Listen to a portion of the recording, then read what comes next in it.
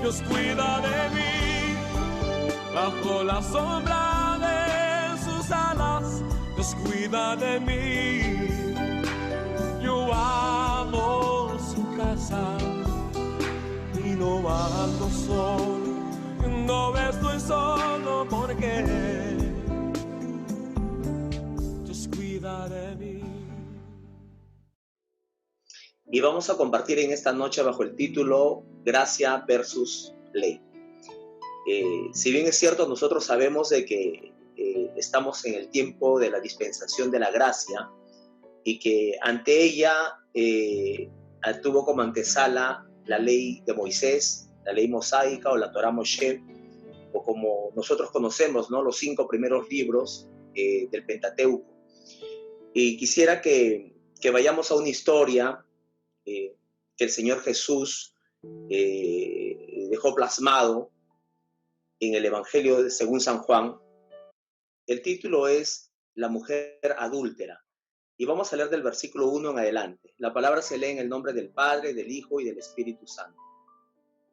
Y Jesús se fue al monte de los Olivos, y por la mañana volvió al templo, y todo el pueblo vino a él, y sentado él les enseñaba. Entonces los escribas y los fariseos le trajeron una mujer sorprendida en adulterio, y poniéndola en medio le dijeron: Maestro, esta mujer ha sido sorprendida en el acto mismo de adulterio, y en la ley nos mandó Moisés apedrear a tales mujeres. Tú, pues, ¿qué dices? Mas esto decían tentándole, para poder acusarle. Pero Jesús, inclinado hacia el suelo, escribía en tierra con el dedo. Y como insistieran en preguntarle, se enderezó y les dijo: El que de vosotros esté sin pecado, sea el primero en arrojar la piedra contra ella. E inclinándose de nuevo hacia el suelo, siguió escribiendo en tierra. Pero ellos, al oír esto, acusados por su conciencia, salían uno a uno, comenzando desde los más viejos hasta los postreros. Y quedó solo Jesús y la mujer que estaba en medio. Enderezándose Jesús y no viendo a nadie, sino a la mujer, le dijo: Mujer, ¿dónde están los que te acusaban? ¿Ninguno te condenó? Ella dijo: Ninguno, Señor. Entonces Jesús le dijo: Ni yo te condeno. Vete y no peques más. Aleluya. Gloria a Dios, amados hermanos. Esta palabra nos lleva a reflexión en una situación, hermanos, bastante complicada. Este versículo, este capítulo que hemos leído, esta porción de las Escrituras, le antecede un versículo. El versículo 53 del capítulo 7, que dice: cada uno se fue a su casa, y de ahí continúa con el texto que hemos leído: y Jesús se fue al monte de los Olivos.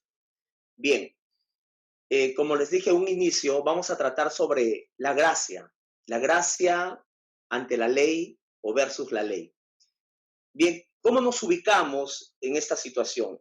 El capítulo 7 de este libro nos dice de que había terminado la fiesta de los tabernáculos. La fiesta de los tabernáculos lo celebraban los judíos, conmemorando todo el tiempo que estuvieron en el desierto, los 40 años, viviendo en tabernáculos o viviendo en tiendas.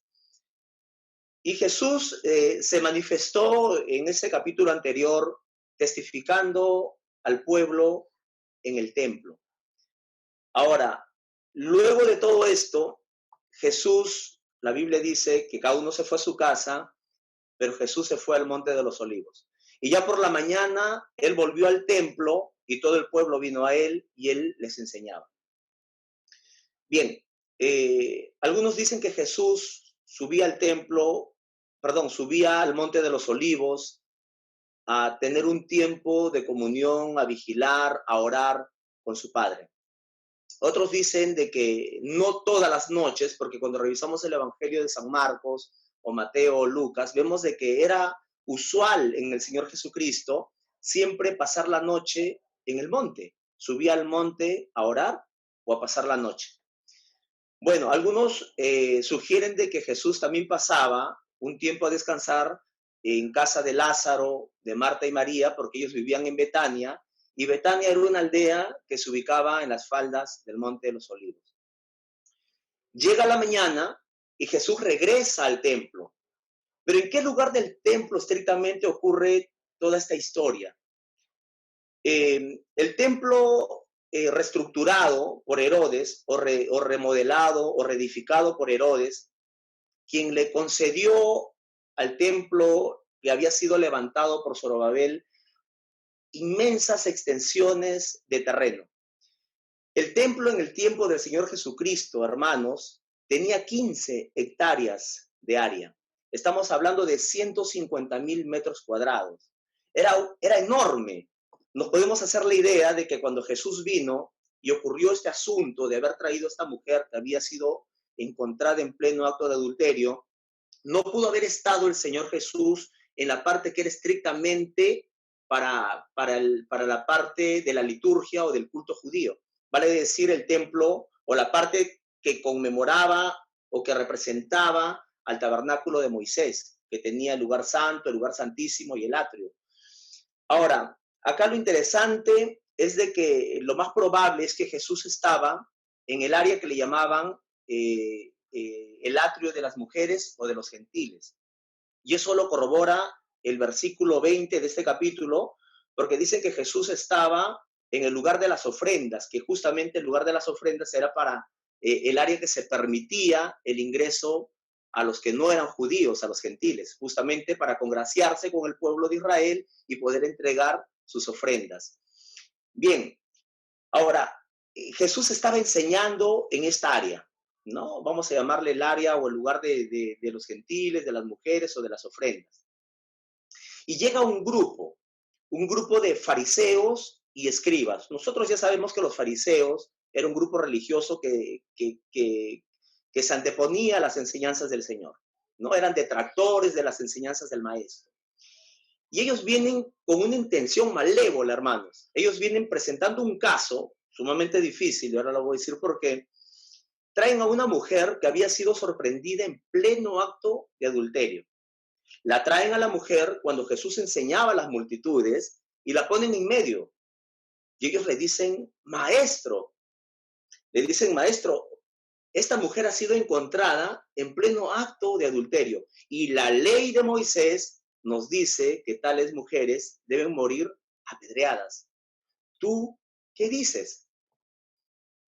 Imagínense, hermanos, la conspiración que se había entramado, el plan o la trampa que quería entenderle al Señor Jesucristo.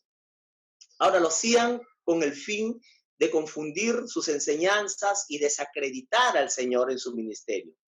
Ellos, como dice el texto, buscaban ocasión para acusarlo. Le presentan este caso de inmoralidad sexual con la plena intencionalidad de oír un fallo errático de Jesús con respecto a la penalización del delito del adulterio. Ahora, Jesús no les hace caso a priori, él se agacha y empieza a escribir en tierra. Ellos insistían, querían una respuesta, ellos querían hacer caer a Jesús en la trampa. Ahora, ¿por qué digo que era una trampa, no? Porque ellos estaban confrontando al Señor Jesucristo y sabemos que la gracia vino por él. La Biblia dice en Juan 1:17 que sabemos que la ley vino por medio de Moisés, pero la gracia y la verdad vino por medio de Jesucristo. Ahora, Jesús de ninguna manera vino para abolir la ley. Jesús vino para cumplirla. Ahora, ¿qué sucedía? Dos cosas. Si Jesús aceptaba la aplicación de la Torá, o sea, el ejercicio del cumplimiento de la ley mosaica, porque la Biblia decía claramente en el Antiguo Testamento, en Levítico capítulo 20, versículo 10, y también en Deuteronomio capítulo 22, versículo 22, que el varón o la mujer que cometan adulterio, indefectiblemente tenían que morir. Y la Mishnah decía que los varones tenían que morir ahorcados y las mujeres lapidadas, o sea, por medio de apedreamiento. Ahora, si Jesús aceptaba la aplicación de la Torá, Jesús podía ser acusado ante el gobierno romano. Recordemos que la tierra de Palestina, la tierra de Israel en aquel entonces, estaba sujeta al yugo romano. Recordemos que Israel, Judea, pagaba tributo a Roma.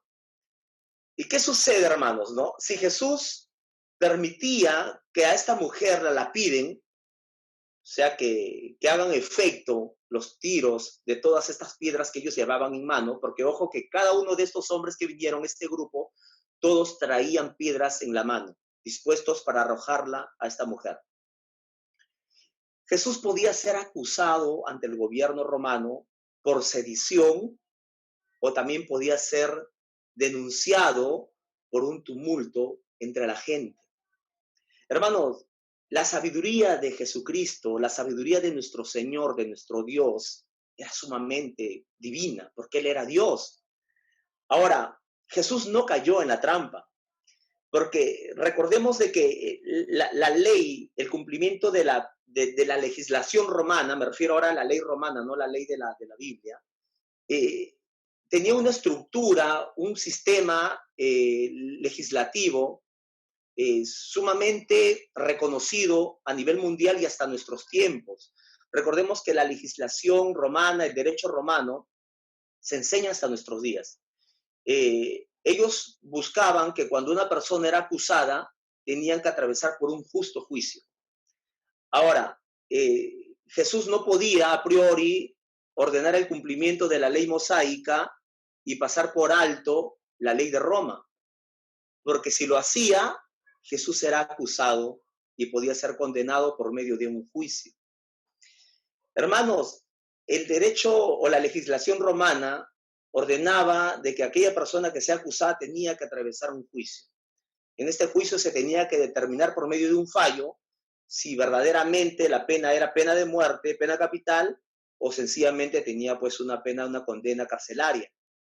Ahora, en la legislación romana no existía una condena por adulterio. Sin embargo, en el Antiguo Testamento, en la ley de Moisés, sí establecía que aquella persona que caía en este pecado de inmoralidad sexual, de adulterio, y otros más, como la fornicación, la violación, tenían que ser condenados con la muerte. Segundo punto. Ahora, si Jesús se oponía, recordemos que los que rodeaban a Jesús en ese lugar del templo eran personas que estaban escuchando el mensaje entre judíos y gentiles, porque se permitía el ingreso de los gentiles. Si Jesús se oponía a la aplicación de la ley mosaica, lo podían acusar de quebrantar la ley de Moisés y lo acusaban ante el Sanedrín y así poder enjuiciarlo en una junta judía.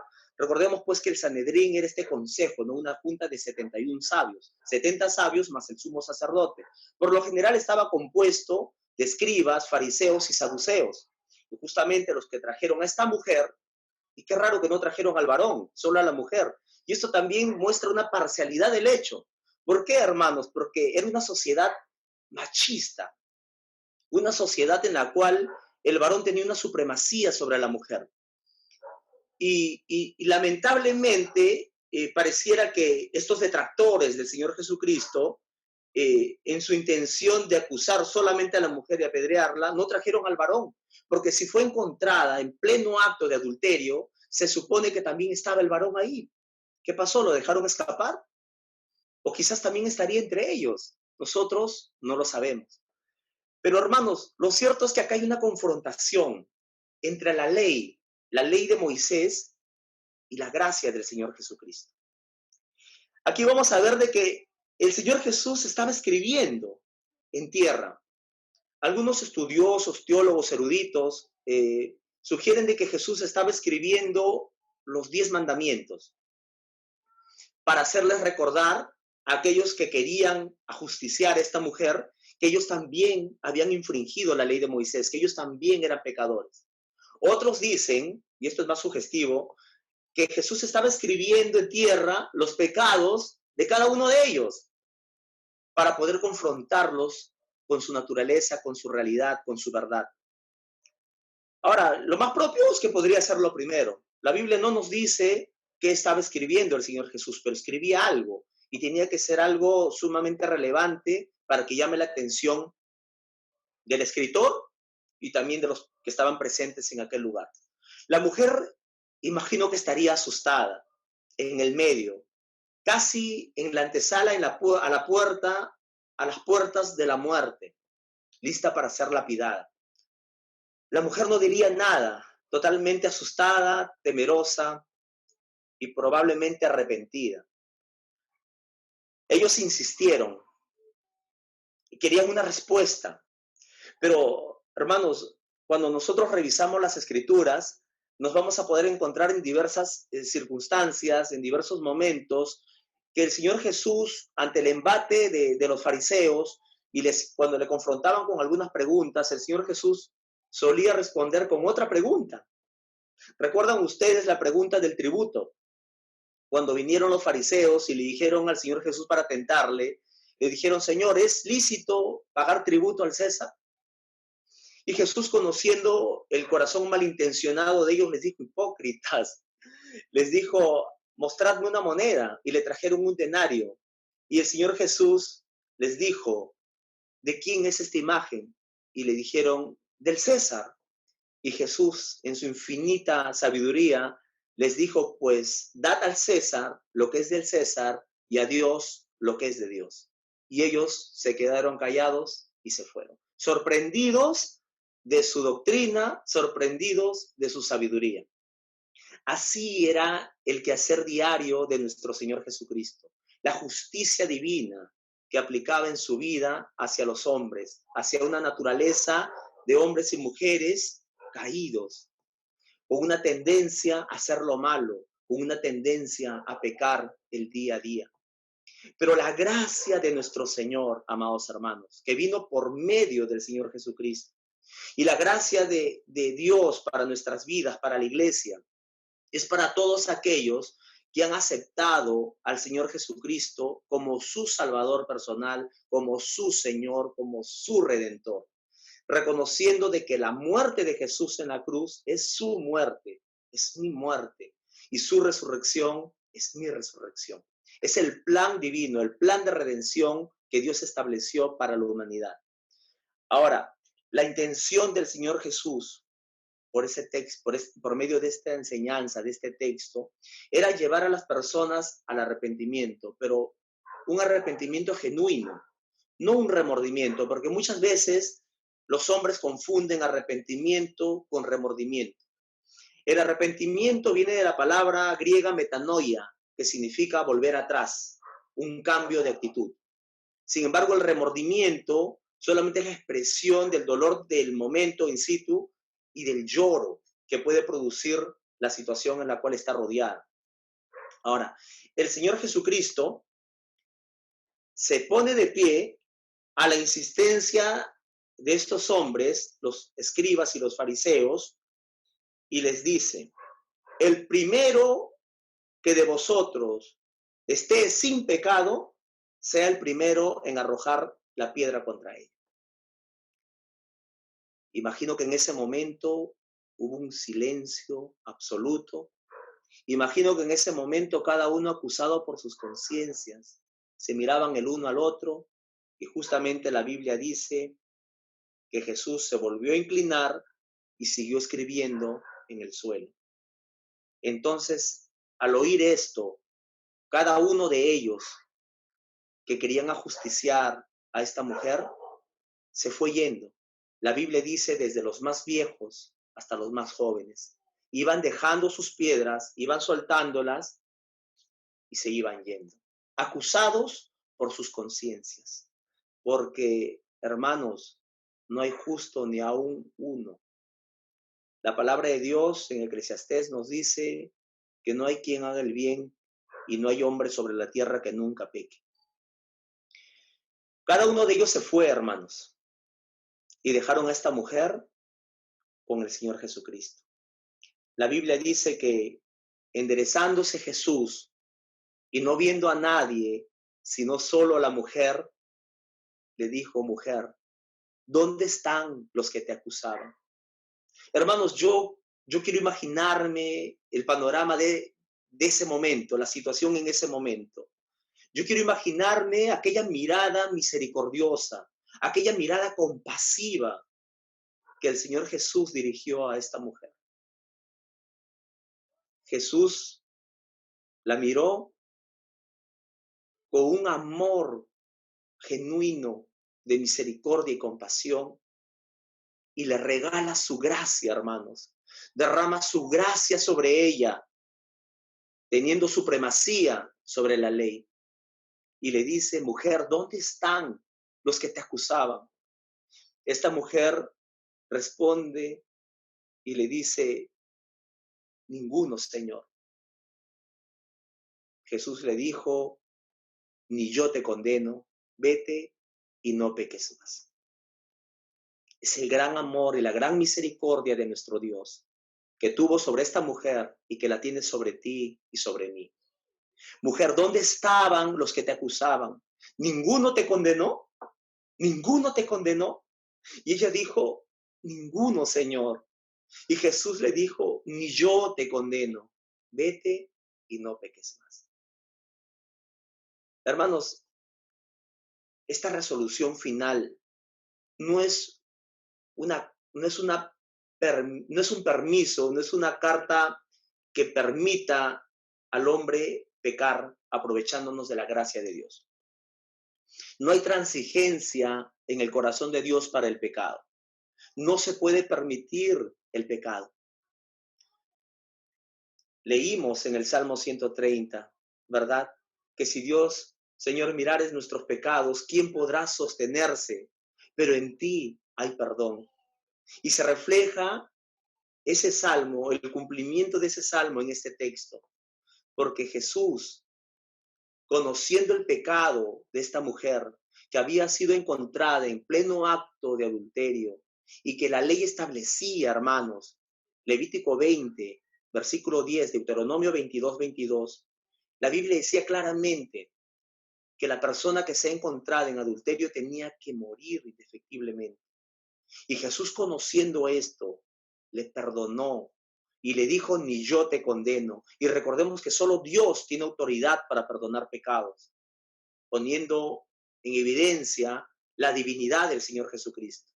Porque a todas luces, hermanos, podemos entender que Jesucristo era Dios hecho hombre. Y Jesús tomó tu lugar, y Jesús tomó mi lugar, y murió en la cruz por nuestros pecados. La Biblia dice que la paga del pecado es la muerte, y que sin derramamiento de sangre no hay remisión, no hay perdón de pecados. O sea, era necesario que alguien muera en nuestro lugar. Y Jesús tomó tu lugar y tomó mi lugar. Y como nosotros hemos recibido al Señor Jesús como nuestro Señor, entonces somos partícipes de su gracia. La iglesia tiene ese beneficio de estar en el tiempo, en la dispensación de la gracia. Amados hermanos, la Biblia nos enseña algo importante, sumamente importante, de que la ley y la gracia son diametralmente opuestas, pero que la gracia en nuestros tiempos tiene poder para perdonarnos por medio de Jesucristo. Somos libres. Mire, hermano, vamos a leer un pasaje, Romanos capítulo 6.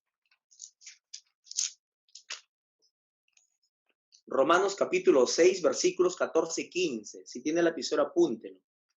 Romanos capítulo 6, versículos 14 y 15. Dice la palabra de Dios. Porque el pecado no se enseñoreará de vosotros, pues no estáis bajo la ley, sino bajo la gracia. ¿Qué pues? ¿Pecaremos porque no estamos bajo la ley, sino bajo la gracia? De ninguna manera, nos dice el apóstol Pablo. No quiere decir de que porque estemos en el tiempo de la gracia y bajo la gracia de nuestro Dios, tengamos carta abierta, tengamos permisibilidad para poder pecar. Y luego decir, Señor, nos arrepentimos porque estamos en el tiempo de la gracia. No. La intención de esta escritura, de esta porción de las escrituras, es de que nosotros seamos conducidos verdaderamente al arrepentimiento. Jesús le abrió el camino a esta mujer para la salvación.